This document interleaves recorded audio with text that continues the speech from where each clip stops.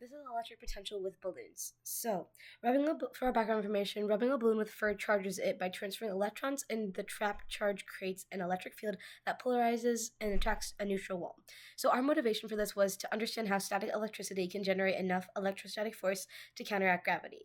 And then our research question was, what quantity of static electric charge is required to generate enough electric potential force to counteract the gravitational force acting on it? Then our main outcome was that stronger charging generally made the balloon stick more easily and more consistently, showing that an increased charge leads to stronger electrostatic effects. And then for our experimental design, in this experiment, we used a fur-like material to rub across the surface of a balloon to determine how many swipes around the balloon, aka the electrons being donated, it took to counteract the force of gravity acting on the balloon. The independent variable here was the number of swipes across the balloon, and our dependent variable was the ability of the balloon to overcome gravity force and to stick to the wall. And then our control variable was the material we used, the wall we used to stick the balloon on, and then the balloon. And then for our models of physics, the bar charts had an electric force increase, the force of gravity stayed the same, and the end of our total energy was overall the same because they cancel each other out. And then in our system schema, you can see that the fur had an electric force on the balloon and the wall, there was a force of gravity on the wall and the balloon, and there was a contact force on the balloon and the wall. And then you can also see the energy bar charts reflecting the force diagram as the Fe had increased until it cancels out the force of gravity. Okay, so I will talk about our data now. We ran 4 trials. The masses for the balloons varied from 2.34 grams to 2.51 grams, and the distance from the center of mass to the wall varied from 9 centimeters to 12 centimeters. And they took 4 swipes for the green balloon, 5 swipes for the pink, 5 swipes for the red, and 3 swipes for the orange to transfer enough electrons to get it to stick to the wall.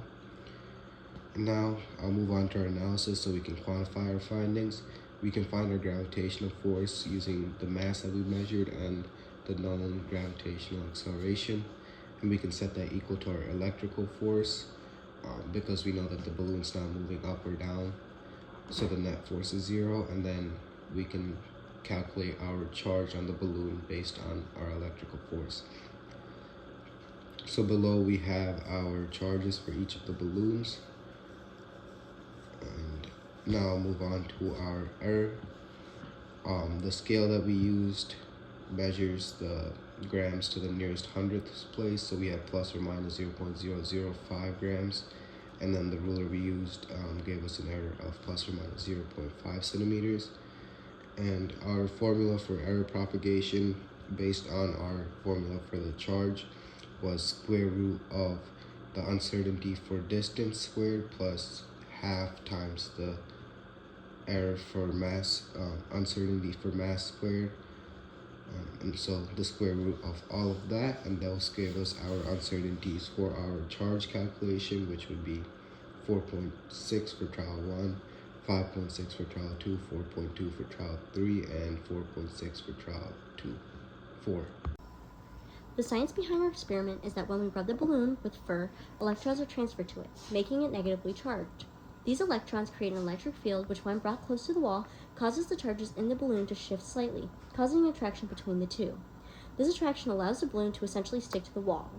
In our experiment, we saw that the more we rubbed the balloon, the longer and better it would stay stuck to the wall, demonstrating that more charge leads to a stronger attraction, which matched both our results and predictions.